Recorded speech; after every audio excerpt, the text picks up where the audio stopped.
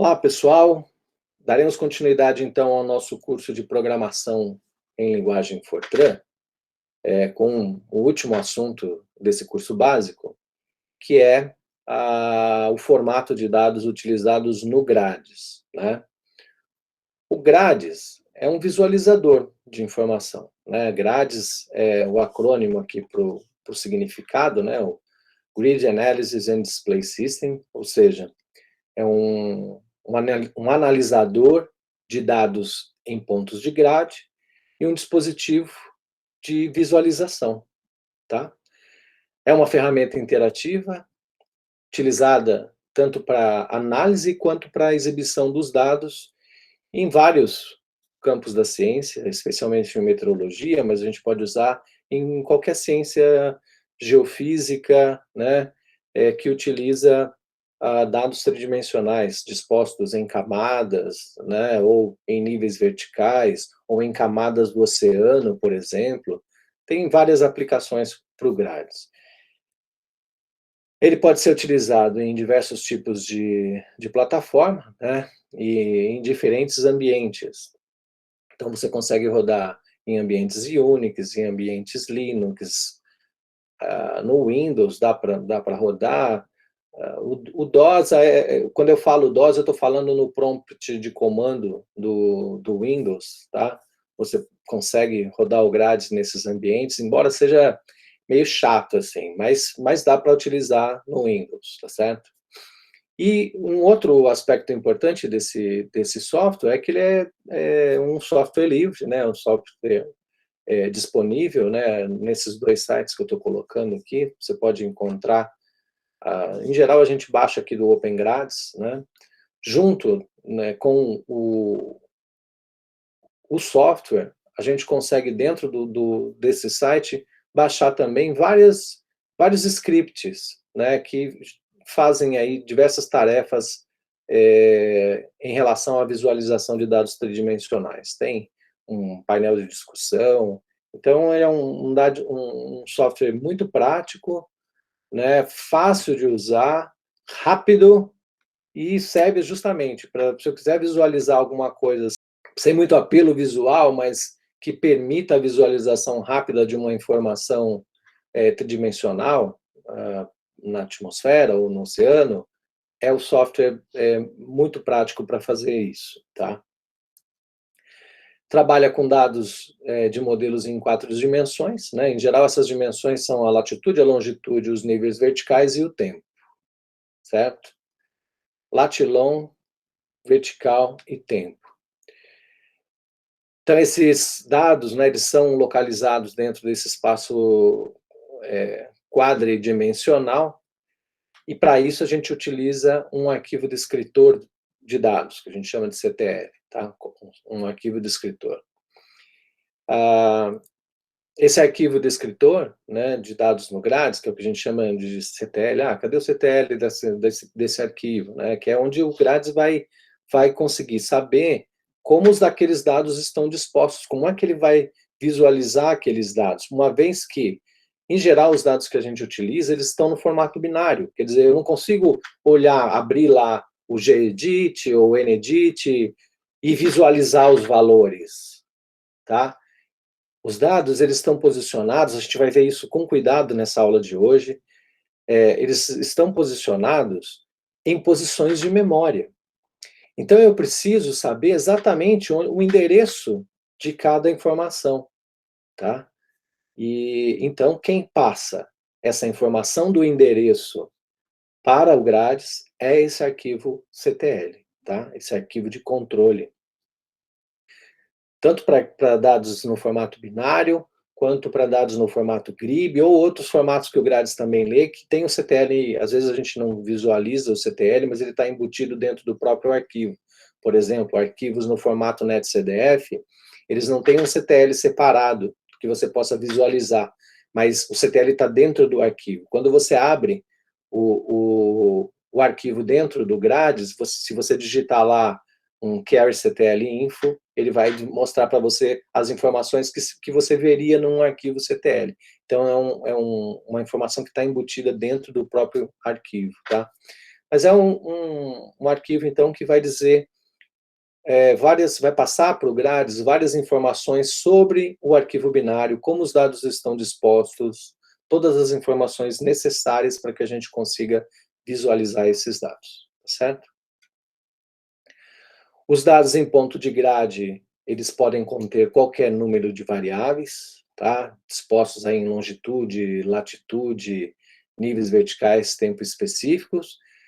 E quando eu falo latitude e longitude, eu estou falando porque é a forma mais tradicional, né, da gente visualizar os dados, mas nada impede de eu trocar, por exemplo, a longitude por distância. Tá? Eu posso utilizar metros, quilômetros, não tem problema. Dá para fazer também. Em geral, os dados vêm para a gente no formato de longitude e latitude, tá? E níveis de pressão, por exemplo, ou níveis de altura, né, sigma, alguma coisa assim. As latitudes podem variar de norte para sul ou de sul para norte. Aí por isso que o CTL é importante, porque o CTL vai dizer como que essas informações estão variando. Se começa a contar do sul para o norte, que é o padrão, em geral é o sul do norte, e o oeste para o leste, tá? Os dados, em geral, eles são... essa é a referência do Grades, é o default do Grades. Então, e os níveis verticais, eu posso também variar de baixo para cima, por exemplo, pegar em níveis de pressão, começa da pressão mais alta e vai baixando, né? À medida que a gente sobe, né, vai para níveis mais altos da atmosfera, vai diminuindo, mas eu posso inverter essa posição e começar dos níveis mais altos e ir para os níveis mais baixos também. As duas coisas são permitidas. Quem vai dizer para a gente como isso acontece? O arquivo descritor, tá certo? Esse arquivo de informação, né, o arquivo descritor de dados, ele é um arquivo no formato livre, é um formato ASCII, tá? É um .dat, é um .txt ali, que em geral a gente identifica arquivos no formato ASCII por essas extensões, mas é um arquivo ASCII qualquer, tá? Que a gente vai chamar de .ctl, tá? A extensão .ctl, para identificar que aquilo é um arquivo descritor do Grades, tá? Você pode usar qualquer editor de texto que salve os dados no formato ASCII. No Word, por exemplo, do Office, você não pode salvar o formato lá docx, por exemplo. Esse formato não serve. Tem que ser um formato ASCII. Assim como o código em Fortran que a gente escreve, tá? Ou assim como os scripts que a gente vai fazer para usar o Grades também. Todos escritos no formato ASCII, tá? Bem básico mesmo. E você pode criar esses arquivos CTL, né, esses arquivos de controle, através do seu próprio programa Fortran, que é um exercício que a gente vai fazer. Tá? A gente vai criar o CTL dentro do nosso próprio programa. A gente pode também, assim como a gente faz no Fortran, criar dentro do arquivo CTL comentários para ajudar a identificar as coisas dentro do CTL. Embora sejam muito práticas assim as informações que a gente tem do CTL, é difícil ter necessidade de ter alguma informação, né, sobre aquele arquivo. A gente vai ver que é um arquivo bem básico. Mas eu posso, então, se eu quiser fazer comentários, a gente tem que colocar um asterisco na primeira coluna, tá? E indica que aquela linha é um comentário. Posso fazer isso em alguns pontos do CTL. Só não posso fazer, a gente vai ver a estrutura do CTL, eu não posso fazer entre o domínio ali que compreende os comandos vars e endvars, que é a definição, é a lista de registro de variáveis, que a gente já vai ver o que é. Fora desse espaço, eu posso colocar comentários, tá? A única restrição é que esses registros não podem ser mais longos do que 255 caracteres. Então, tem um limite de caracteres, é como se fosse a folha de codificação do próprio Fortran. Tem um limite ali de caracteres um pouco maior, 255 é bastante, bem mais do que o próprio Fortran, né? Que é só 72. Então, aqui a gente tem um exemplo de arquivo CTL. Então, esse arquivo curso1.ctl, ele é composto das seguintes informações. O arquivo CTL sempre começa dizendo qual é o arquivo binário que ele se refere, tá? Então, aqui eu tenho um comando chamado D7. O D7, então, vai indicar qual é o arquivo binário, né, o arquivo GRIB, o arquivo netcdf, que aquele CTL se refere, a quem ele está se referindo, a quem ele indica as informações, certo? Então, é o primeiro comando que a gente vai achar dentro de um arquivo CTL. E a indicação de onde e qual é o nome desse arquivo, ela pode acontecer de várias maneiras. Uma delas, por exemplo, é usar aqui um circunflexo, tá? Com o nome do arquivo. Significa que eu estou naquele diretório abrindo o arquivo curso1.gra, tá? Um circunflexo. Poderia ser um ponto barra também. Ou eu poderia colocar o diretório inteiro, barra, home, freitas, fortran, curso1.gra, por exemplo. Poderia colocar o nome de todo o diretório com o nome do arquivo. Sempre lembrando da nossa limitação em número de caracteres por linha, tá certo? A segunda informação aqui que vem dentro do CTL são os valores indefinidos, né? Por quê? Principalmente quando a gente trabalha com dados globais, você tem algumas variáveis que não são definidas em alguns pontos de grade. Por exemplo, temperatura da superfície do mar, né? Imagina que eu tenho um arquivo global e eu tenho lá a informação de temperatura da superfície do mar, que é uma informação necessária para os modelos, tá? A temperatura da superfície do mar, ela não é definida no continente, obviamente, certo? Eu só tenho a definição dessa variável no oceano. Então, como é que a gente identifica que não é para ele usar os dados, né, que estão sobre o continente? Indicando um valor indefinido. Então, a gente vai indicar aqui um valor bem absurdo, então, menos 9,99 vezes 10 na 33 das variáveis atmosféricas que a gente usa, você não vai encontrar nada com esse valor. Então, eu coloco um valor que eu sei que é impossível e indico para ele, olha, tudo que tiver esse valor dentro do domínio, ignore. Então, por exemplo, se eu for fazer uma derivada, né, se eu for calcular a divergência, por exemplo, tem uma função no Grades que calcula a divergência. Se eu for calcular a divergência, ele não vai pegar aquele ponto de grade que está sobre o continente. E fazer o cálculo, por exemplo, eu tenho um valor lá 10, e ele vai, né, fazer a diferença, né, finita, 10 menos 999 vezes 10 a 33. Ele não vai fazer isso. Por quê? Porque ele sabe que aquele valor não é para ser utilizado. Então, eu faço isso através do comando undef. Então, eu indico aqui no undef quais são os valores que o Grades vai ignorar. Ele não vai apresentar na tela. Tá certo? Eu tenho uma outra linha aqui, que é uma linha de opções. Nessa linha de opções, eu posso incluir várias informações. Aqui uma delas. Por exemplo, como os bytes foram dispostos na máquina que eu criei aquele arquivo.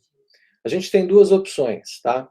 Que é o Little Endian, em geral são as plataformas, antigamente em geral a gente encontrava nas plataformas de 32 bits, e o Big Endian nas plataformas de 64. A regra não é exatamente assim agora, mas a diferença é que como a gente está armazenando bytes, a gente tem formas diferentes de armazenar esses bytes na memória.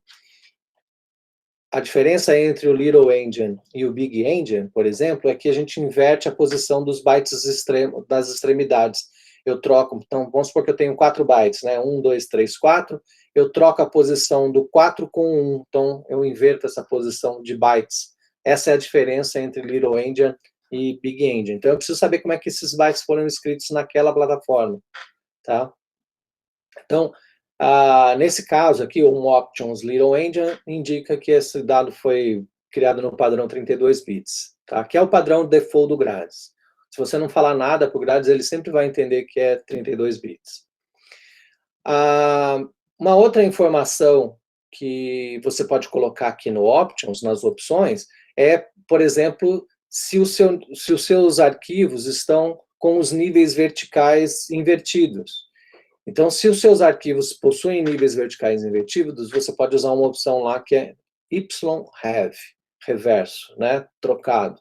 A mesma coisa para o eixo X, a mesma coisa para o eixo Y. Eu posso colocar colocar essa informação ali no Options.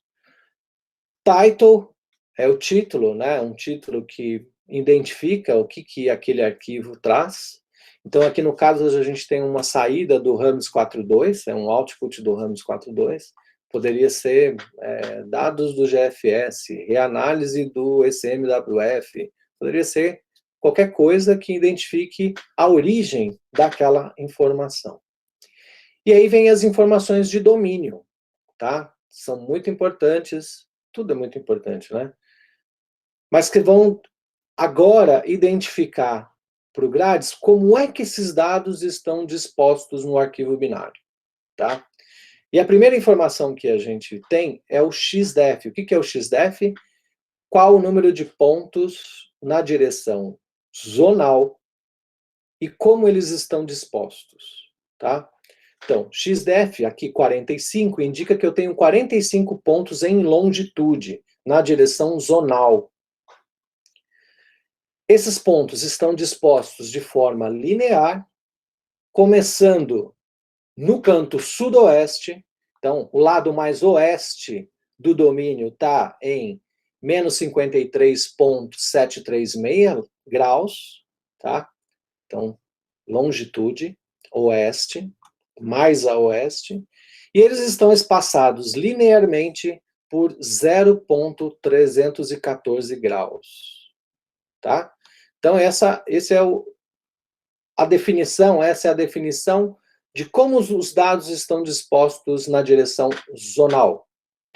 Venho para a segunda informação, que é a mesma coisa, mas agora para a direção meridional, norte-sul, tá? Então, é o YDEF. YDEF 43 significa, então, que eu tenho 43 pontos na direção meridional, também dispostos linearmente, tá? Começando na latitude mais ao sul, em menos 29,786, espaçados linearmente por 0,287 graus. Tá? Então, essa é uma informação muito importante, ela vai colocar a sua informação no espaço. Tá? No espaço, ela vai localizar, ela vai georreferenciar o seu arquivo binário. Se você trocar aqui o espaçamento de grade, seus dados vão ficar todos deslocados. Certo? A próxima informação é sobre os níveis verticais. E veja aqui que eu coloquei nessa forma, propositalmente, para a gente ver que, além de eu poder colocar os dados na forma linear, eu posso colocar eles dispostos em níveis também, tá? Desde que eu informe ao Grades. E eu vou fazer isso aqui no CDL. Então, aqui nesse caso, para ser um exemplo bem simples, nós temos ZDEF, então são os níveis verticais. Então, eu tenho 6 níveis verticais, e eles não estão dispostos linearmente, mas eles estão dispostos em níveis. Quais são os níveis? 1000, 850, 700, 500, 300 e 200. Então, HPA, né? Hectopascal. A próxima informação é a informação de qual o número de tempos que esse arquivo tem. Então, é o TDEF. TDEF 49, aqui nesse caso, porque eu tenho 2 dias, eu começo no 0 e vou até 48 horas do dia seguinte, né? Então, eu comecei aqui nesse caso no dia 21 de junho de 2000, né? Comecei a 0Z, sempre horário Zulu, tá? 0Z, ou GMT, né? Mas no Grades o padrão é Z, tá? Não UTC ou GMT, é Z. Eu indico o horário pela letra Z. E eles estão dispostos linearmente, ó. Veja aqui que eu coloquei a informação linearmente em 1 hora. E esse tempo aqui de espaçamento é sempre junto, tá? A informação 1 hora ou 30 minutos é sempre colado a informação do módulo com a unidade, tá? Sempre colado. E olha aqui, ó, em outras aulas aqui do Fortran, quando a gente estava falando de caracteres, eu falei para vocês de como construir data-hora, né? Colando caractere com número. Esse aqui é um exemplo que eu queria dizer naquele dia, né? Talvez, não sei se todos conheciam, mas eu tenho um conjunto data-hora aqui. Então, eu tenho o horário, né? E a data, tá? Que se refere a esse arquivo. Até aqui, se eu quiser colocar algum comentário, eu posso colocar um asterisco na primeira coluna e fazer o comentário à frente. Aí vem uma parte do CTL em que eu não posso fazer mais comentários, tá? Que parte é essa? É a parte compreendida entre os comandos vars e endvars. Tudo que está aqui dentro não pode ter comentário, tá? Aqui dentro desse espaço não pode ter comentários. Então aqui eu estou indicando para o Grades que esse arquivo ele tem 5 variáveis, tá? E como que essas variáveis estão dispostas? Primeira variável é U. O que é U? É uma variável que está disposta em nos 6 níveis verticais do arquivo. 99 é um código de padrão do Grades, tá? E o que essa variável representa? Então, aqui é uma variável que saiu do Rams. O que ela representa? É o vento zonal. É a componente U, o vento zonal, e ela está aqui em metros por segundo. A segunda variável é a variável V, também disposta em 6 níveis verticais, código de identificação. Foi uma variável que saiu do Rams e representa o vento meridional em metros por segundo. A terceira variável é a umidade relativa, né, REL1, identificada. Então, dentro do Grades, esse é o nome que identifica essas variáveis, tá certo? Dentro do Grades, esses são os nomes que identificam essas variáveis. Quando eu leio esse arquivo no Fortran, não necessariamente eu preciso usar esses nomes, eu posso colocar outros nomes e é o que a gente vai fazer no nosso exercício daqui a pouquinho. Então, umidade relativa em 6 níveis também, unidade dela é porcentagem. A próxima variável, a quarta variável, é a temperatura em Kelvin, então temp K, né? Então, a temperatura, a unidade dela aqui, Kelvin. E olha agora aqui uma coisa muito importante. A quinta variável é a topografia, tá? Então, chamei de topo. E agora, ao invés dela ter aqui 6 níveis, eu tenho 0, tá? Para essa variável. Por quê? É o que a gente chama de variável de superfície. Ela é definida acompanhando o terreno. Ou ela representa o próprio terreno, no caso da topografia. Então, não faz sentido ela ser colocada em níveis verticais, porque em cada ponto de grade, né, eu tenho uma altura diferente. Então, é o que a gente chama de variável de superfície, tá? Topografia, uso do solo, né? Todas as variáveis que são definidas na superfície, eu vou identificar, então, aqui pelo número 0.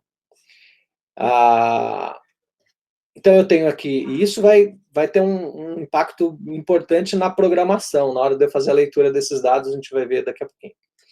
Então, é a topografia em metros, né? Tem, então, aqui eu indiquei var 5, significa que eu tenho 5 variáveis, 1, 2, 3, 4, 5. Terminei a lista de variáveis, então, endvars. Essa é a estrutura básica de um arquivo CTL, tá?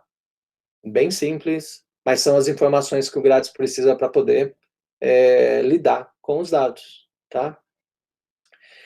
Como que é essa distribuição espacialmente, né? Como que esses dados são informados espacialmente, né? Como que é essa sequência de dados? Então, a primeira sequência, que seria um looping mais externo, ela envolve o tempo. Então, eu tenho tudo dentro de um determinado intervalo de tempo, tá? Meu looping mais externo vai ser o tempo. O próximo domínio, dentro de cada tempo, de cada intervalo de tempo, são as variáveis, tá? Dentro dessas variáveis, eu vou ter um segundo looping mais interno, que são os níveis verticais. Então, dentro de um determinado tempo, para cada variável, eu vou definir os níveis verticais. Dentro de cada nível vertical, eu vou definir as latitudes primeiro. Então, primeiro as latitudes. Dentro de um nível vertical, eu vou definir as latitudes. E dentro de cada latitude, eu vou definir as longitudes. Sempre nesta ordem. Sempre nesta ordem. Tá? Então, é mais ou menos assim. Vamos olhar para o nosso arquivo aqui, ó. Veja que nós temos aqui, ó, 6 níveis verticais, né? 1000, 850, 700, 500, 300 e 200. Então, eu tenho 6 níveis verticais. Muito bem. Como estão dispostos esses 6 níveis verticais? Veja. Então, eu tenho o looping mais externo, é o tempo. Então, aqui, para o tempo 1, eu tenho as variáveis. Então, primeiro eu tenho as variáveis. E aí eu tenho os níveis verticais. Então, aqui eu tenho o primeiro nível, o segundo nível, terceiro, quarto, quinto, sexto nível.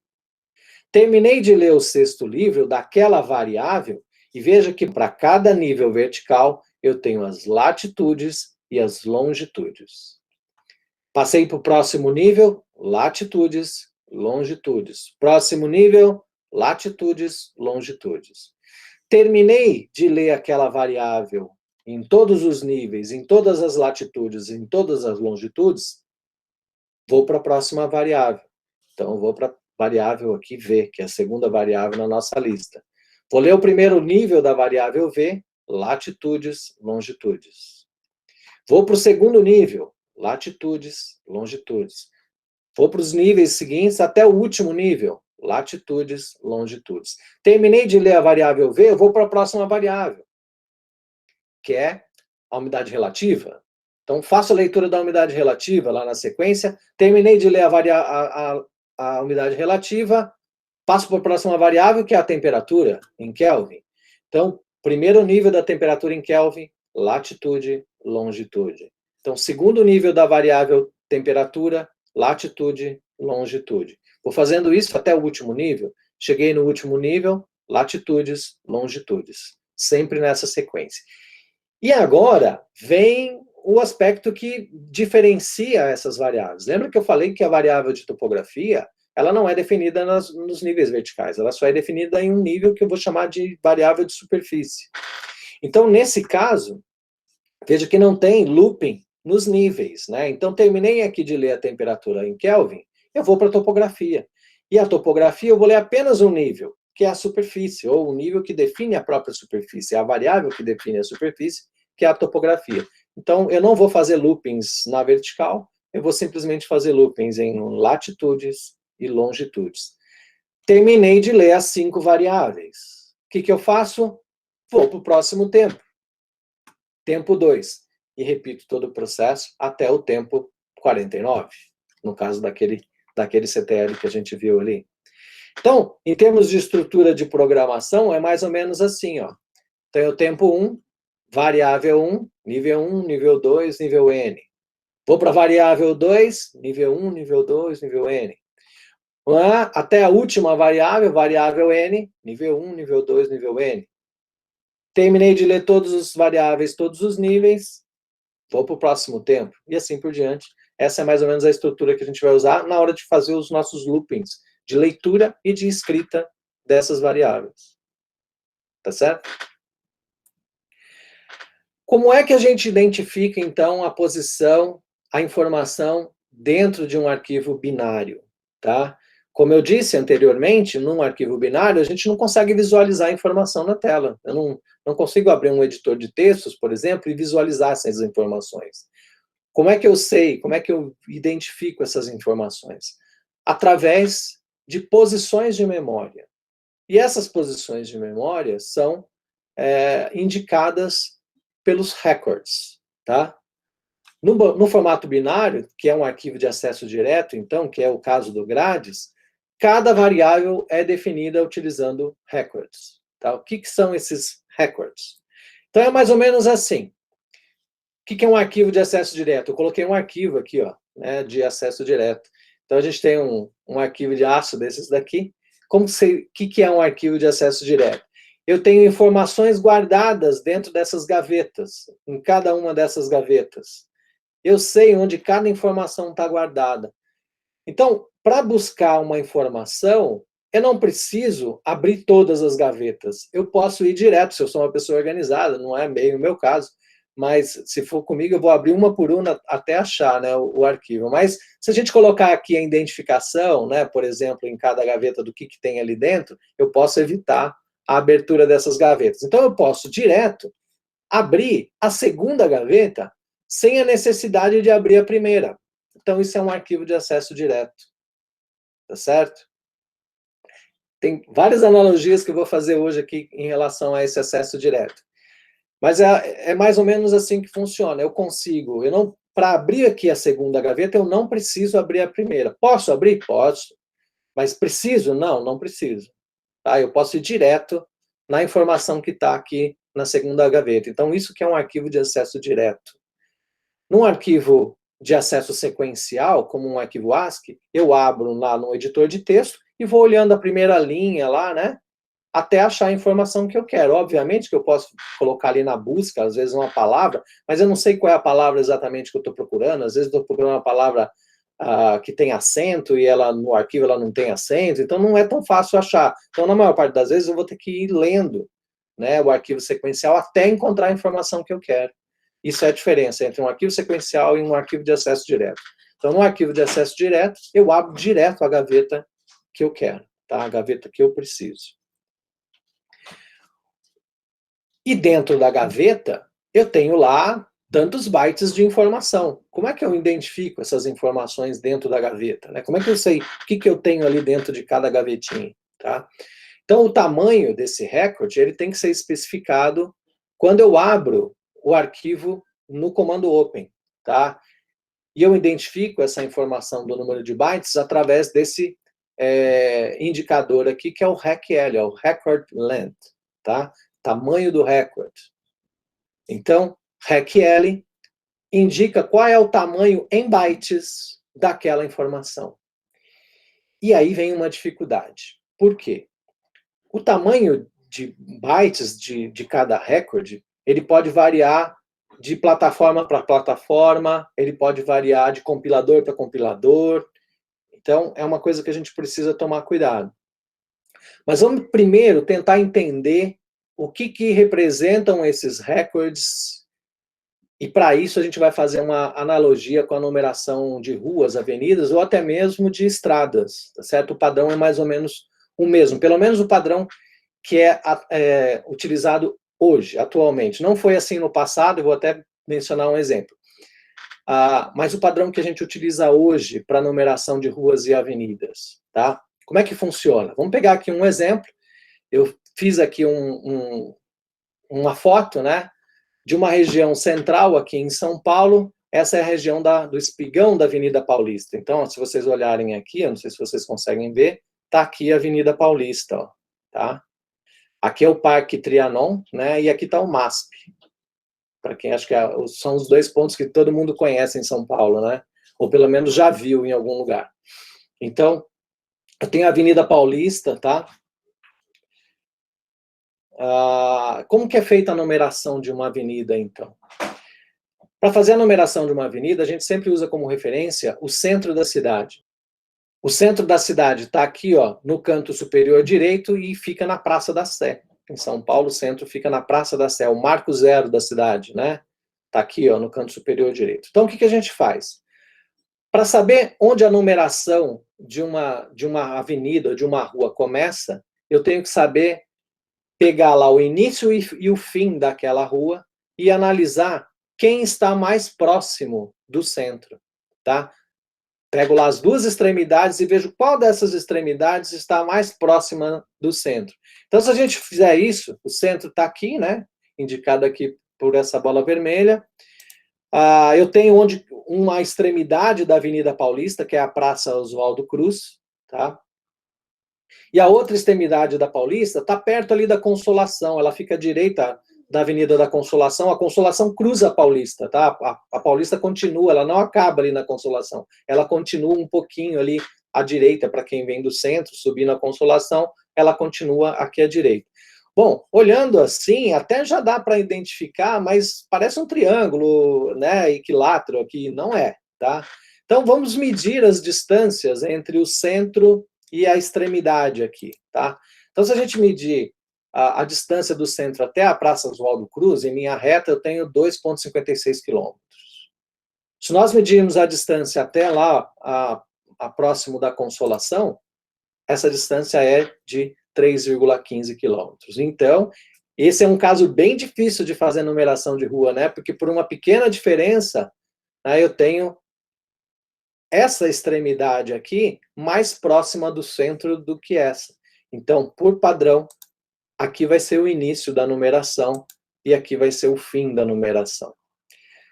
Definido o início e o fim da numeração de uma rua, veja que para essas outras que são orientadas aqui nesse sentido, não tem muita dificuldade, né? É fácil. Aqui é o início, aqui é o fim, por exemplo. Se eu pegar aqui a 23 de maio, que é essa avenida aqui, com esse verde aqui ao lado, eu sei que a numeração dela tem que começar aqui e terminar para o lado de cá, tá?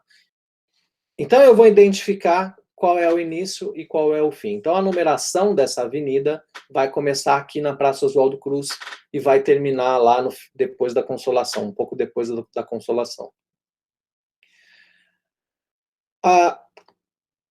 Feito isso, a primeira coisa que eu vou definir, então, como padrão é qual é o lado par e qual é o lado ímpar, tá?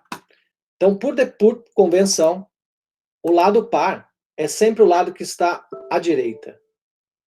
O lado à direita é o lado par.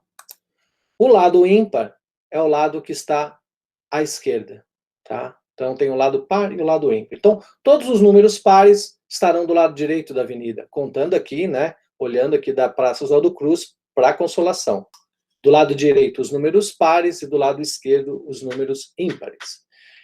E como é que a gente faz essa numeração? Isso é uma coisa que é mais recente, assim, mas o padrão de numeração, ele obedece uma regra muito objetiva, que é o seguinte. Antigamente, uma rua começava com os números simplesmente seguindo uma sequência. Por exemplo, o primeiro número do lado direito era o número 2, o primeiro número do lado esquerdo era o número 1, tá? O segundo número do lado esquerdo era o número 3, o terceiro era o número 5, o quarto era o número 7, e seguia essa sequência de números ímpares e números pares.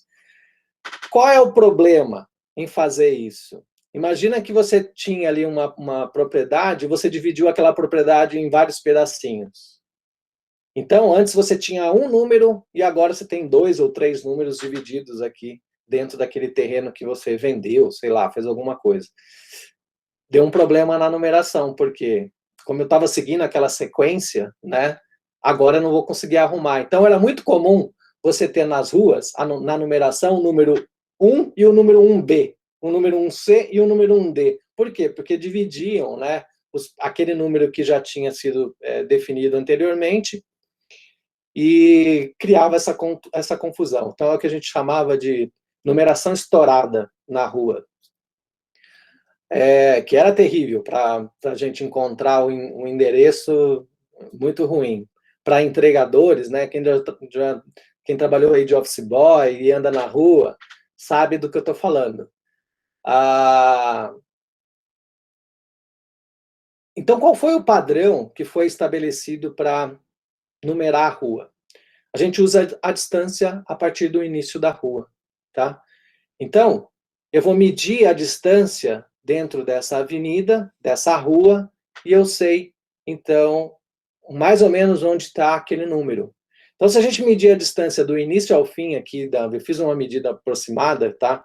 Da Avenida Paulista, a gente vai ver que ela tem 2.710 metros, tá? Isso significa que nenhum número na Avenida Paulista vai ser maior que 2.710. Pode ser que erre um pouquinho aqui pelo número, porque eu fiz isso no Google Earth, então pode ser que eu não tenha pego exatamente o ponto onde começa e termina, mas é mais ou menos, não vou errar muito disso, não vai ter 2.800, com certeza. Tá? O número 2.800 na Paulista não existe. E eu sei disso porque ela começa aqui na Praça Oswaldo Cruz, eu tenho 2.710 metros para percorrer, então no máximo essa numeração vai ser 2.710. Então, vamos pegar um exemplo aqui para a gente ver como isso funciona, né? Vou pegar um ponto aqui, perto aqui do Trianon, do Parque Trianon, que é um lugar conhecido. Vou pegar um ponto aqui, essa distância, que é essa esquina aqui, tá? Que ela é bem famosa, já vou falar por quê. Mas eu peguei esse ponto, olhei para esse ponto aqui e medi lá no Google Earth a distância, tá? Então eu peguei aqui, usei a régua do Google Earth e medi que daqui até esse ponto onde está indicado aqui na minha seta, eu tenho 1.811 metros. 1811,63, mas é uma variação, até porque eu não estou pegando exatamente, eu não sei exatamente onde está o zero aqui, e exatamente o ponto. Eu coloquei fiz ali no Google sem muito detalhe, mais ou menos essa distância. Então, aqui dá 1.811 metros. Então, o que significa? Se eu for seguir esse padrão, significa que ali deve estar o número 1.811. E eu peguei esse ponto porque eu conheço esse ponto, tá? É um lugar que eu conheço bastante, então vocês devem conhecer também. O que é o ponto 1.811 da Avenida Paulista? Se vocês olharem lá o 1.811, tá aqui o número, ó, 1.811, não tá assim hoje não, tá? Isso aqui é uma foto antiga.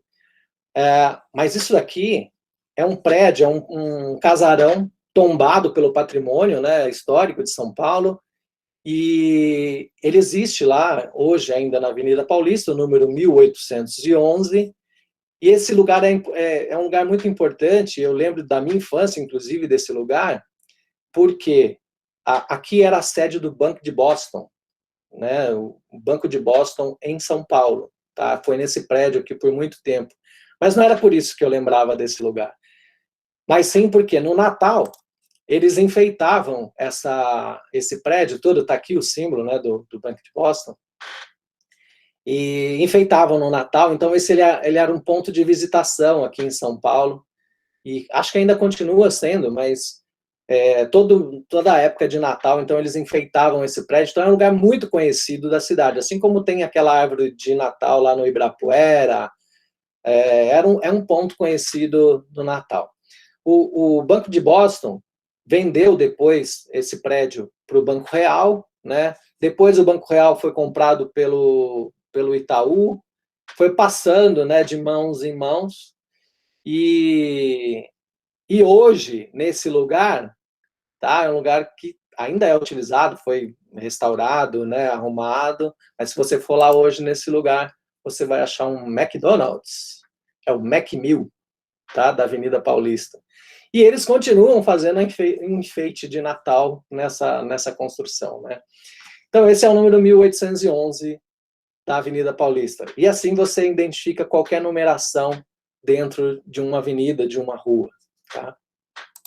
Aí você vai falar, puxa, que volta, né? Eu estou falando de programação, de recorde, veio falar de número de rua, o que isso tem a ver, né? Então, qual é a analogia que a gente faz entre o número de ruas e o número de recordes? Ela vai ficar bem clara agora. Agora eu coloquei a Avenida Paulista aqui, né? Aqui é a porção sudeste da Avenida Paulista, mas está aqui a Praça Oswaldo Cruz, aqui embaixo, e aqui está a Rua da Consolação, aqui, né? Mais ou menos aqui nessa posição. Então, aqui embaixo é o início da Avenida Paulista e aqui é o fim da Avenida Paulista. Qual é a analogia, né, com records? É muito parecido, se a gente pegar essa configuração, até fiz um desenho para ficar parecido mesmo, com um pente de memória, tá? É exatamente, é mais ou menos como funciona num pente de memória, que a gente tem um pente de 4 GB aqui, DDR3. A semelhança é esta. Qual a diferença entre as duas coisas? Aqui, na Avenida Paulista, para identificar cada número, eu uso a distância em metros. No pente de memória, eu vou utilizar a informação em bytes. Cada informação tem um endereço certo, tem um número. Eu vou guardar cada recorde dentro de um número que identifica essa informação, tá?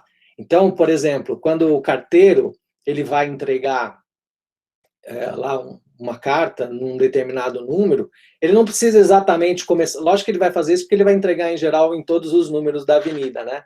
Mas ele não precisa ir batendo de porta em porta para chegar no número 1.811. Ele sabe onde está o número 1.811 e sabe que esse número está a 1.811 metros de distância do início da avenida. Ou seja, é um arquivo de acesso direto? É uma informação de acesso direto? No pente de memória, a gente vai fazer a mesma coisa. Eu sei onde cada informação está guardada, então eu vou direto naquela informação e não preciso ficar batendo de porta em porta. Imagina se o entregador do iFood tivesse que bater de porta em porta para achar a sua casa, né? A comida ia chegar lá depois de um ano, né, na sua casa. Então, também ele usa essa informação de acesso direto, né? Essa é a importância de você ter uma informação de acesso direto. Então, essa é a analogia, acho que está bem claro como é que funciona essa questão do recorde, a diferença entre um arquivo de acesso direto e um arquivo de acesso sequencial. Sequencial seria bater em todas as portas e perguntar se o fulano está lá dentro, né? E direto é saber o número, ir direto lá naquele número e fazer a entrega. É assim que funciona um arquivo de acesso direto e assim que a gente vai trabalhar no Grátis. Como eu disse, o tamanho do recorde ele vai ser especificado quando da utilização, né, do programa através dessa especificação, RECL, tá? Quando eu fizer o comando open, que identifica aquele arquivo. E aí, eu disse também que isso varia de plataforma para plataforma, de compilador para compilador, então a gente tem já conhecimento de alguns comportamentos, mas às vezes é preciso fazer uma verificação. Então, por exemplo, o compilador IForte da Intel, por default, cada recorde do IForte já tem 4 bytes. Então, eu não preciso multiplicar por 4 quando eu identificar o RECL. Eu não preciso multiplicar por 4. Mas se eu estiver utilizando o compilador da Portland, por exemplo, o PGF90, ou o GFortran, eu tenho que indicar que eu preciso multiplicar aquela informação por 4, tá? Para indicar que é 4 bytes, porque o padrão do Grátis é 4 bytes. Em termos de plataforma, aí varia muito, depende, porque isso mudou, as plataformas mudaram, antes era meio que regra, de 32 bits usava byte swapped, a de 64 não, mas não tem uma regra muito bem estabelecida, assim, eu não sei dizer qual é a regra. Certamente existe, mas eu não sei te dizer qual seria essa regra. Mas minha observação mostra que nas máquinas da Silicon Graphics, que mudou de nome depois para SGI, e hoje ela não existe mais, é a HP, tá? Mas ainda existem máquinas SGI, a gente tem máquinas SGI no nosso laboratório. Cada recorde, por default, possui 4 bytes. Então, nessas máquinas, eu não preciso multiplicar por 4. Máquinas mais antigas, as workstations da IBM, né, por default, cada recorde possui 1 byte. Então, eu tenho que multiplicar por 4 para indicar que aquele recorde tem 4 bytes. Tá? Então, aqui eu vou dar um exemplo para vocês, vou mostrar um trechinho de programa que mostra as duas situações. Então, aqui eu tenho um programa que eu chamei de legrades, defini aqui parâmetros fixos, né? Então, parâmetros inteiros que serão fixos dentro do programa, IT igual a 49 é o número de tempos, porque eu estou pensando naquele CTL que eu mostrei para vocês anteriormente, tá?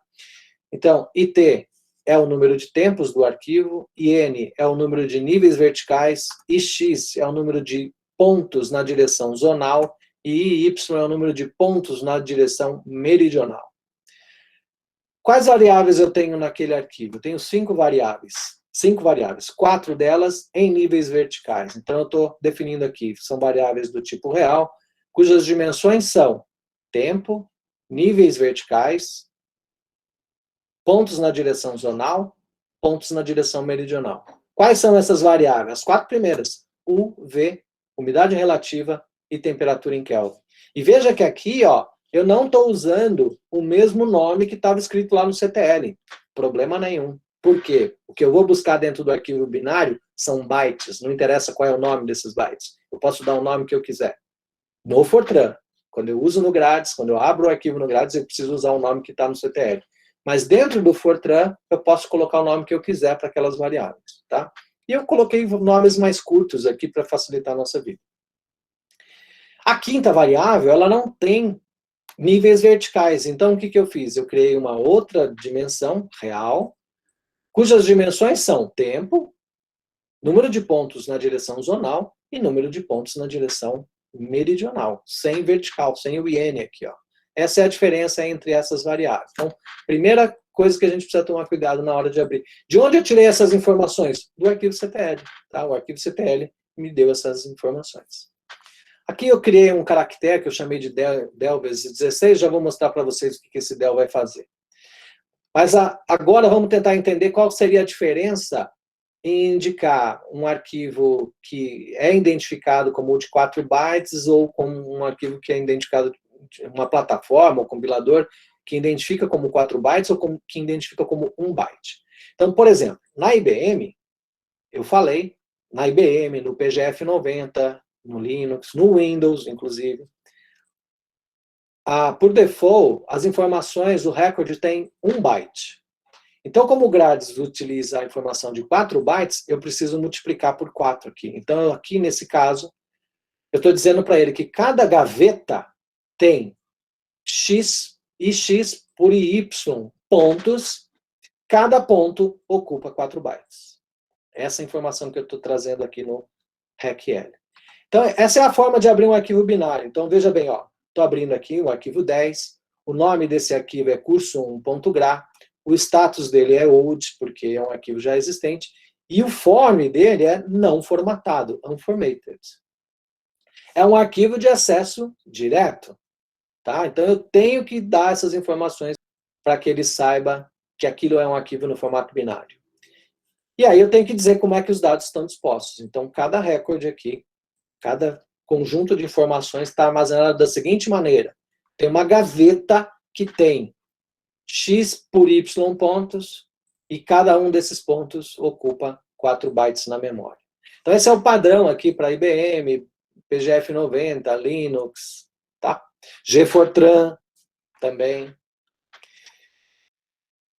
Qual seria a diferença se eu fosse abrir isso numa SSDI ou usar o WeFort no Linux, tá? Então, a mesma coisa, aqui as informações aqui são iguais, e a diferença está aqui, no RecL.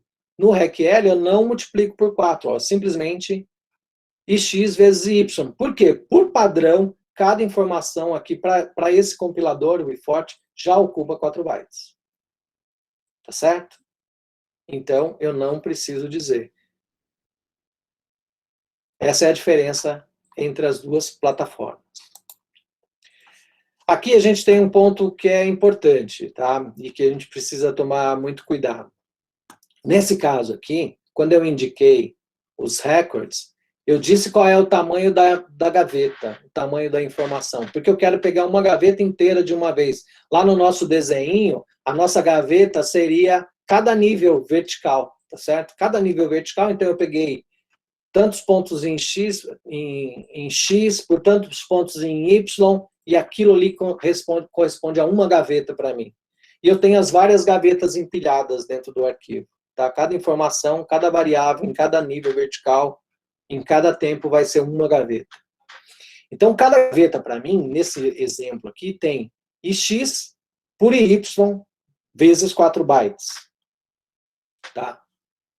Então, eu tenho x por y vezes 4 bytes, pontos. Então, esse é um número de informação que vai ocupar uma certa quantidade de informação na memória do computador. Eu poderia fazer essa leitura de outras formas. Em vez de fazer direto dentro da gaveta, eu poderia ler ponto por ponto. É uma outra forma de ler esse arquivo. Né? O tamanho desse recorde, então, ele corresponde ao produto entre esse número de pontos em longitude, o número de pontos em latitudes e o número de bytes que ocupa cada ponto de grade. Tá? Então, essa é uma informação que é atribuída a cada ponto. Então, aqui a gente tem um exemplo, né, de leitura desse arquivo. Tá? Eu criei aqui algumas outras variáveis em relação à tela anterior. Acrescentei aqui alguns variáveis do tipo inteiro. Coloquei aqui a informação de implicit none, porque eu quero eliminar a declaração implícita de variáveis. Então, eu vou ter que declarar todas as variáveis, isso é importante.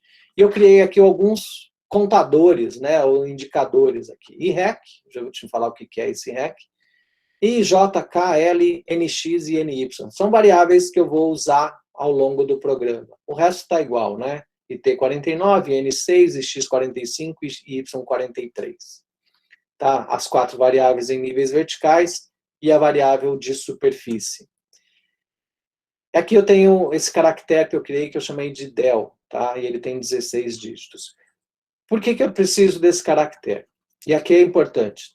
Esse comando aqui, eu estou definindo del como sendo uma cadeia de caracteres. Del vai ser um RM, que é um remove, tá? No Linux, né? Seria o equivalente ao del no Windows, tá?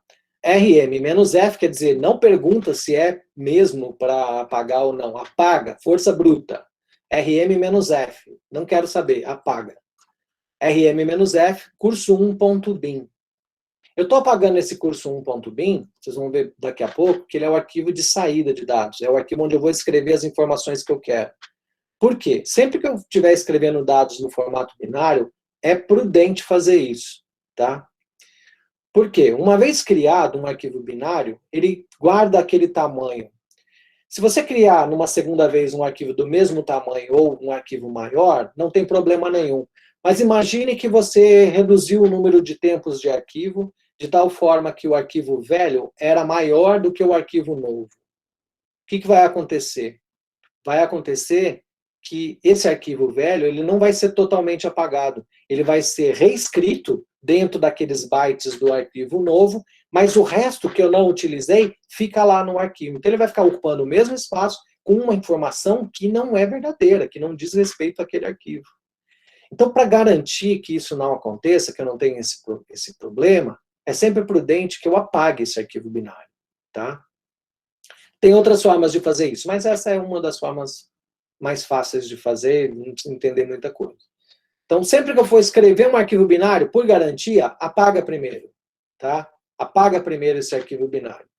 E por que eu não coloco? Eu poderia colocar aqui um status diferente, né? Um status new, por exemplo, na hora de abrir o arquivo, que ele ia forçar eu ir lá no programa e, antes de rodar, apagar o arquivo, né? Então, eu não quero fazer isso, eu quero que faça isso automaticamente. Então, o que eu faço? Coloco esse comando aqui dentro do próprio programa Fortran e ele vai fazer a limpeza automaticamente, tá certo? É para isso que serve esse comando aqui, daqui a pouco a gente vai ver. Então, veja, eu estou usando aqui uma cadeia de caracteres, que nós vimos em aulas anteriores, e na última aula nós vimos lá o comando call, tá? Como é que eu chamo, né? Como é que eu uso esse comando call? Então, eu estou usando aqui um call system del, que foi o comando que eu... Então, o que ele vai fazer? Call system, eu estou chamando uma função do sistema, não é do Fortran, é do sistema, tá? Que é um RM, que é um comando que eu digitaria ali no console para apagar aquele arquivo. Então, call system del. Então, vou usar o padrão, como vai ser o padrão que nós vamos utilizar aqui usando o GFortran, também vale, tá? IBM, PGF90 no Linux ou Windows, ou o GFortran também no Linux, também vai funcionar dessa maneira. Então, ele vai ser um arquivo que, por default, ele identifica que a informação tem 1 byte, então eu preciso multiplicar isso por 4, tá? Porque o Grades, por padrão, usa informação de 4 bytes. Então, vamos lá. Open 10 é a unidade, é a senha que eu estou entregando para o arquivo. O nome do arquivo file aqui é curso1.gra. O status desse arquivo é old, porque é um arquivo já existente, e é um arquivo não formatado. Então, o form dele é unformatted. E se ele é não formatado, então ele é um arquivo de acesso direto. Então, o acesso dele é direct, tá?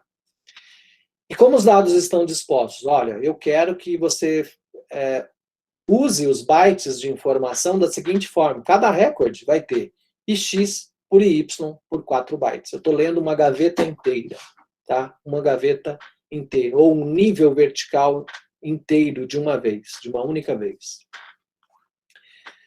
Criei essa variável aqui, rec, que é o contador de records. Ele é como se fosse o identificador do número da casa em cada rua, tá?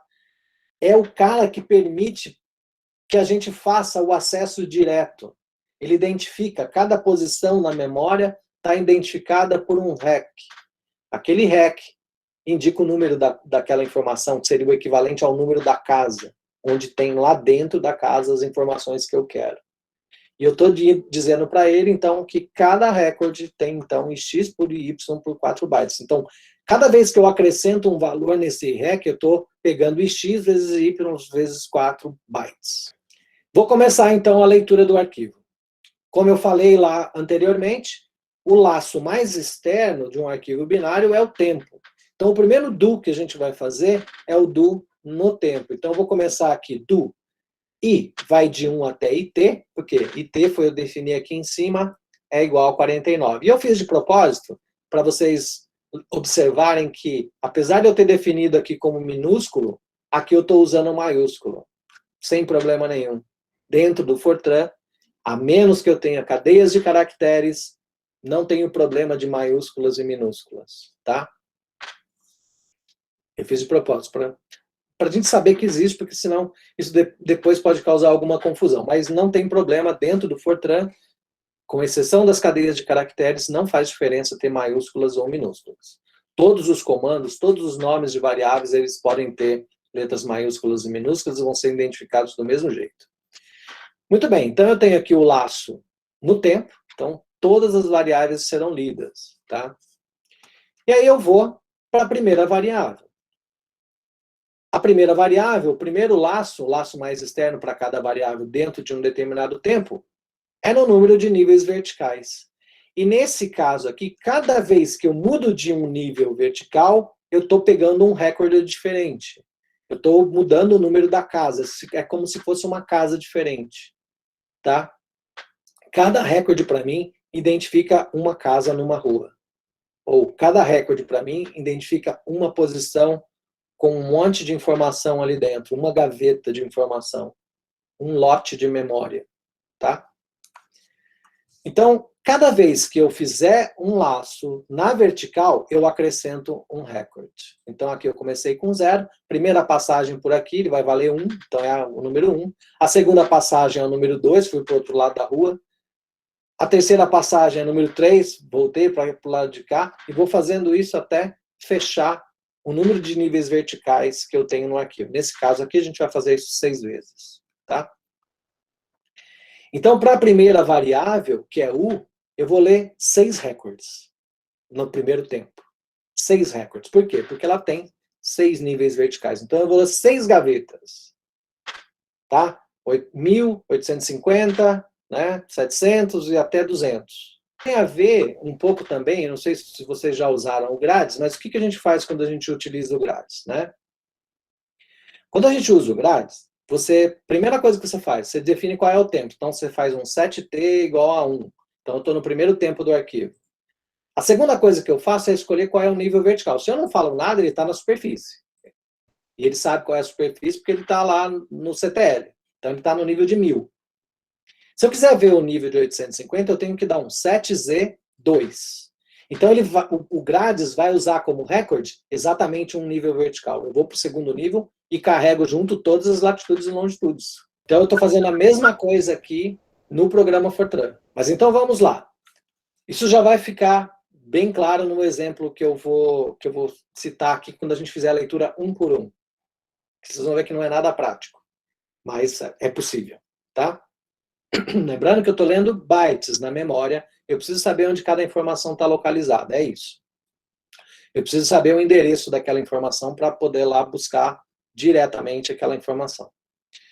Muito bem, então aqui eu vou fazer o laço no tempo, e agora eu vou fazer o laço nos níveis para cada variável. Então eu vou ler os 6 níveis.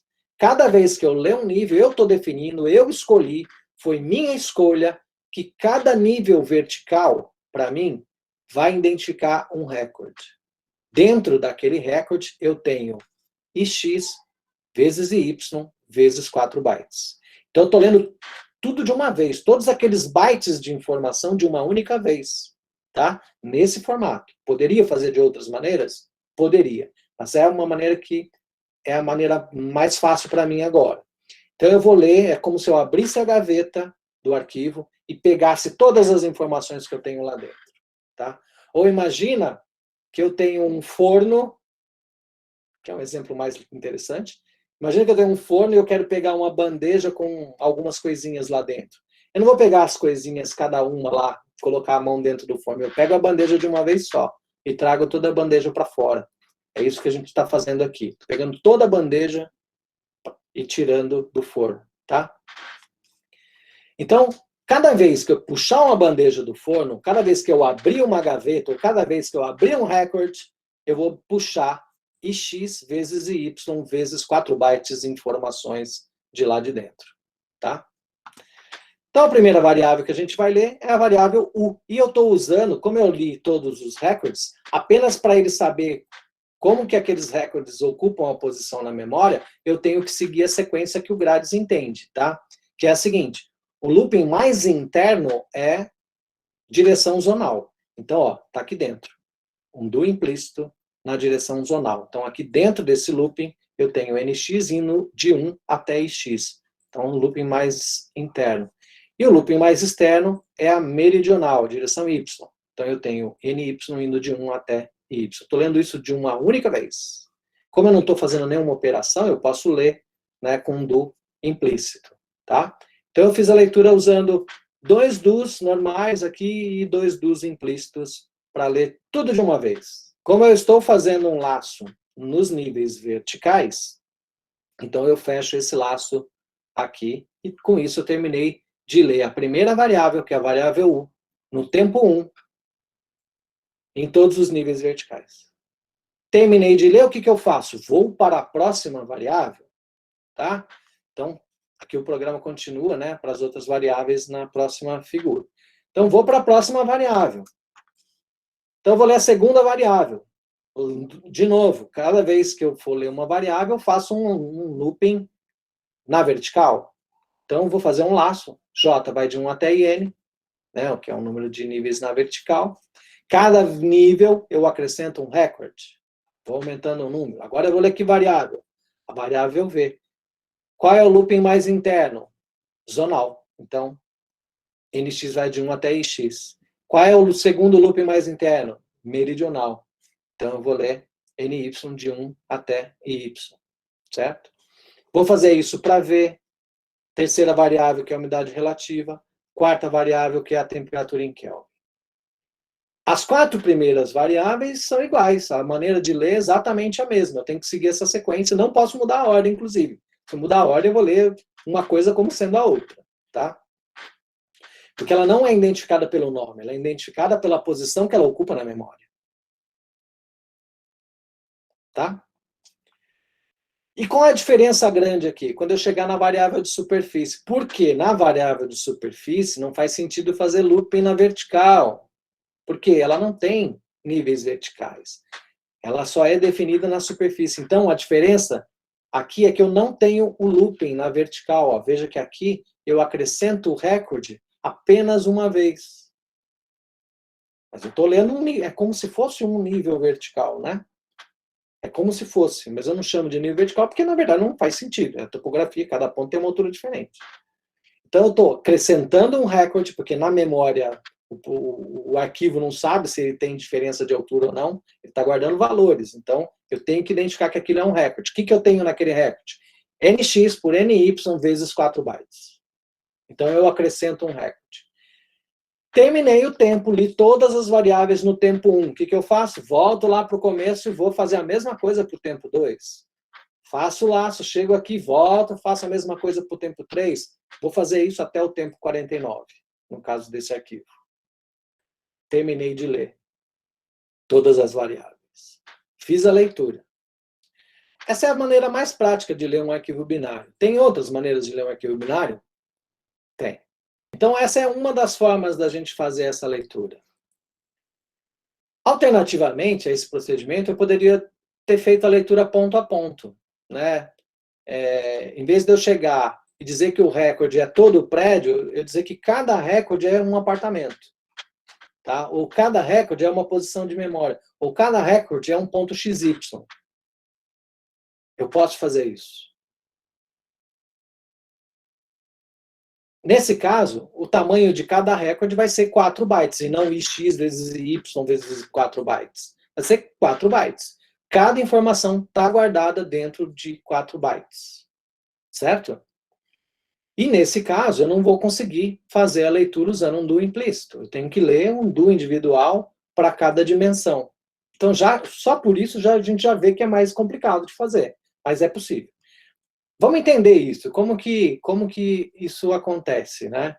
Eu coloquei aqui um exemplo mostrando as duas situações, né? Então, nesse exemplo aqui, eu estou fazendo a leitura em cada ponto, diferente do que nós fizemos no exemplo anterior, em que nós lemos todo o recorde de uma única vez, tá? Agora eu vou ler cada informação, 4 bytes por 4 bytes. Então, nesse caso, a primeira coisa que muda é aqui, ó, na hora do open, é que eu vou definir isso, se eu quero ler todo o recorde, ou se eu quero ler posição por posição do recorde. Quem vai definir isso para a gente é o tamanho do recorde, é o comprimento do recorde. Então, nesse caso aqui, eu estou dizendo para ele, olha, cada leitura que você fizer vai ter 4 bytes. Tá? Então, eu estou eliminando aqui aquela multiplicação de x por y. Antes era x vezes y vezes 4 bytes. Então, tinha tudo isso de bytes para ler de uma vez só. Agora não, eu vou ler a cada 4 bytes. Vou ler ponto a ponto. Os dois laços mais externos continuam os mesmos. O laço mais externo é o tempo. Todas as variáveis vão ser lidas. Para a primeira variável, u, então eu começo aqui o laço nos níveis verticais. Antes, aqui eu já contava o recorde. Por quê? Faria uma leitura de nx por ny vezes 4 bytes. Mas agora não, eu vou ler ponto a ponto. Então, eu vou ler cada 4 bytes separadamente. Então, eu tenho que fazer um laço em y, que é o laço mais externo, e em x, que é o laço mais interno, seguindo aquela sequência que eu mostrei anteriormente para vocês. Então, veja, tempo, variável, níveis verticais. Então, tempo, variável, níveis verticais, latitudes, longitudes. É assim que eu tenho que fazer. E agora, cada vez que eu entrar aqui num ponto desse, eu conto um recorde. Porque agora, cada recorde para mim tem 4 bytes. E aí eu vou fazer a leitura. Então eu vou ler U de I, J, NX, NY. Tá certo?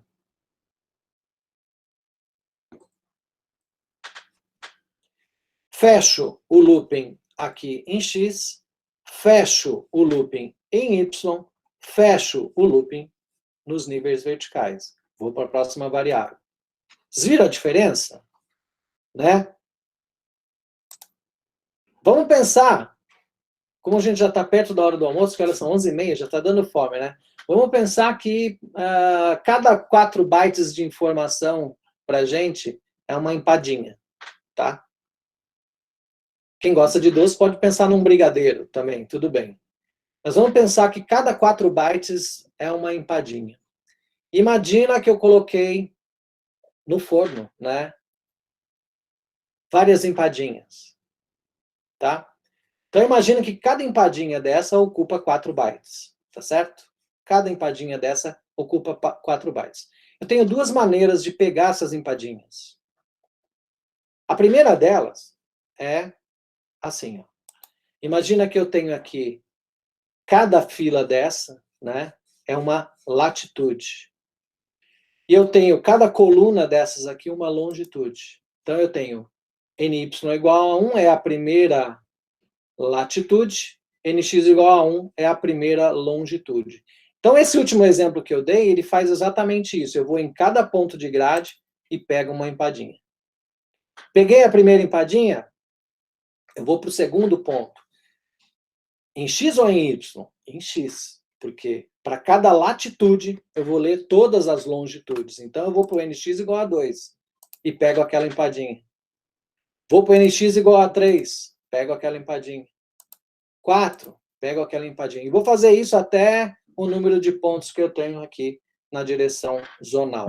Terminei todos os pontos na direção zonal, eu vou para o próximo ponto na direção meridional. E agora eu vou ler todos os pontos na direção zonal novamente. Então, vou NX igual a 1, pego a empadinha, NX igual a 2, NX igual a 3, NX igual a 4. Terminei de ler o segundo nível aqui de latitudes, vou ler até, né, todos os níveis aqui em latitudes, eu vou para o próximo. O próximo é o NY igual a 3, NX igual a 1, NX igual a 2, NX igual a 3, NX igual a 4. Leio todos os pontos em X. Vou para o próximo nível, NY igual a 4. Ler todas as longitudes, NX igual a 1, NX igual a 2, NX igual a 3, NX igual a 4. Então, veja, se eu fizer a leitura como nós fizemos agora, nesse último exemplo, eu vou ler cada 4 bytes separadamente.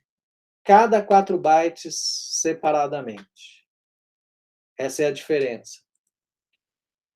Aí eu poderia ter, né, mais pontos aqui em X, mais pontos em Y. Aqui, um exemplo aqui com poucos pontos para a gente ver isso com certa facilidade. Então, esse seria quando eu faço que o RECLEND, o RECL, é 4 bytes. Cada informação lida de uma única vez.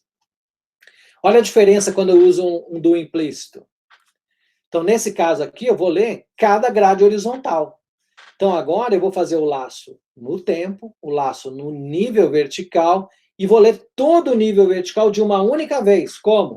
Primeiro que eu conto o recorde. Então, aqui eu estou dizendo que o recorde vai ser todas as empadinhas na direção X vezes todas as empadinhas na direção Y, cada uma ocupa 4 bytes na memória. Então, agora eu vou ler com do implícito todas as empadinhas de uma única vez. Essa é a diferença. Essa é a diferença. Como é que a gente vai escrever esses dados? Tá? Como é que eu vou escrever esses dados? Do mesmo jeito que eu li.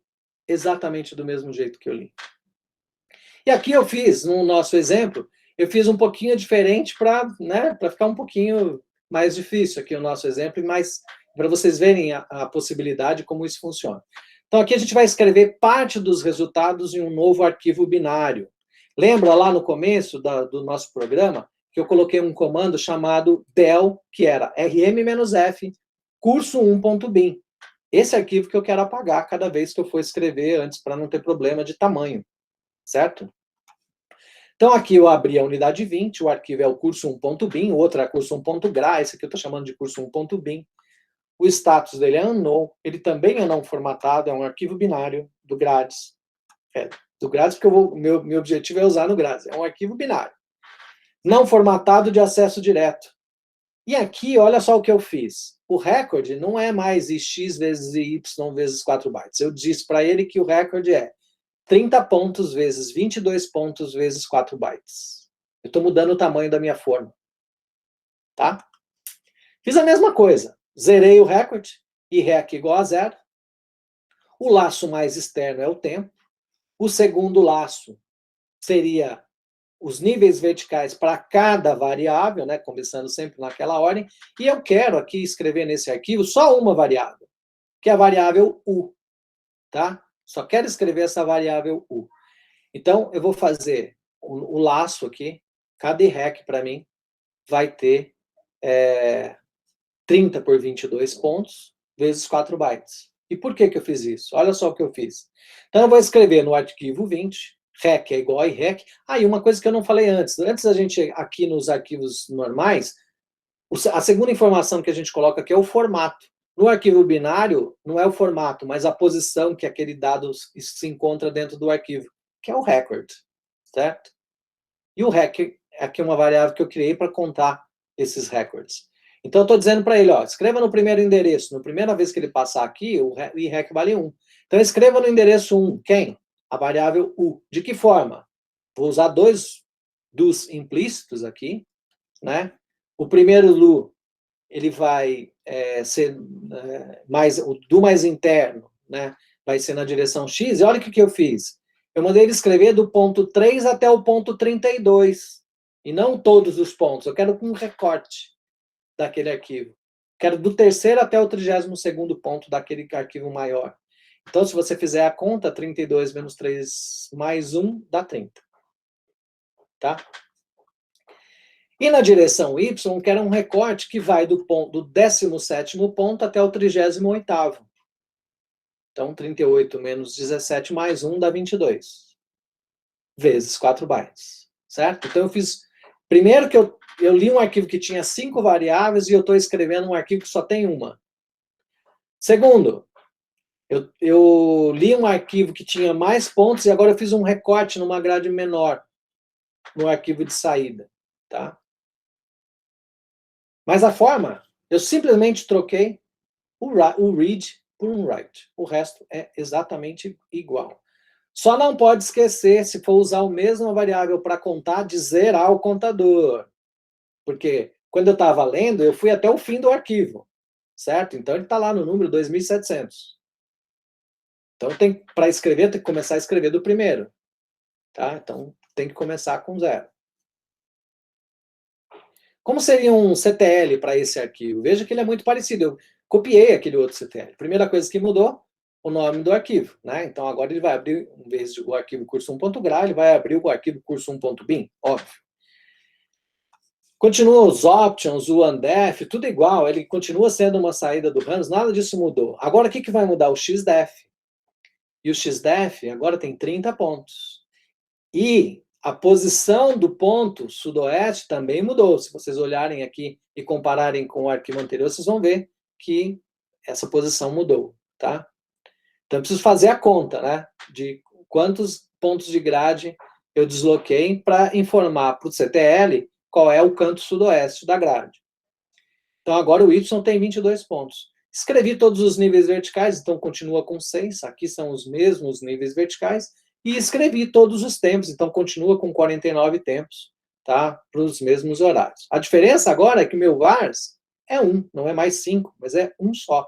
Qual é o vars que eu estou escrevendo? U, tá? Eu escrevi aqui zonal int em metros por segundo, uma variável endvars. Então veja que é muito parecido o CTL, só que agora para uma única variável em uma grade menor. Certo?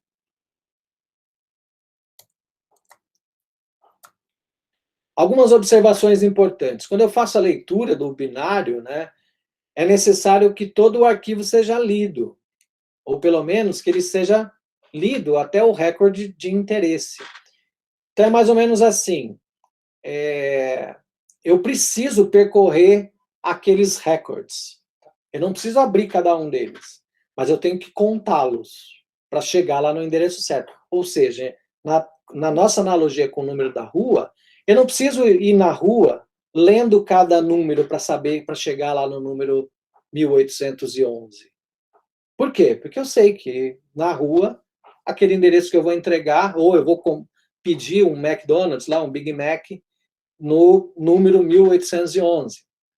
Então, eu não preciso ir olhando cada número da Avenida Paulista para chegar lá no Big Mac. Eu posso ir lá direto, mas eu tenho que saber onde eu quero ir. Então, eu tenho que contar. Eu tenho que contar os recordes, mas eu não preciso abrir as gavetas. Tá? Eu posso fazer a leitura por saltos, então, só que isso é perigoso, né? Eu tenho que ter muito domínio do arquivo binário para ir direto lá no número 1811 sem ter que passar pelos outros. Mas é possível fazer. Depois que a gente entende bem esse funcionamento, essa estrutura do arquivo binário, a gente faz isso com facilidade, tá? Desde que eu saiba contar. Né? Desde que eu saiba como os dados estão dispostos e saiba como contar. Né? Saber contar a gente sabe. Saber como contar para chegar lá naquela posição. Tá? Então, eu posso ler recordes intermediários, né? Tenho que contar esses recordes para chegar lá na informação que eu quero. É um procedimento perigoso, porque se eu não fizer essa continha direitinho, eu posso ter problemas. Mas não tem problema nenhum. Eu posso pular e ir direto lá no endereço sem problema nenhum. Nas nossas próximas aulas, a gente vai, então, executar esse programa grades.f com os dados que eu passei para vocês, tá? E aí a gente vai, além disso, nós vamos aplicar, então, esses conhecimentos que nós obtivemos aqui no nosso curso de Fortran, básico de Fortran, em problemas utilizados, identificados na previsão do tempo. Então, a gente vai começar com 2 problemas. Então, a gente vai aplicar, então, esses métodos numéricos à equação do oscilador, e um outro exemplo que nós vamos utilizar é a equação da advecção. Então, nesses exemplos, a gente vai ter a oportunidade de usar name lists, de criar arquivos CTL, de ler arquivos binários, criar arquivos binários, associar o Fortran com outros aplicativos, como Grades, por exemplo, que é o que a gente acabou de ver, visualizadores de imagem. E isso a gente vai ver, então, nas nossas próximas aulas, que são aulas extremamente práticas. Ok? Então, a gente termina essa aula por aqui.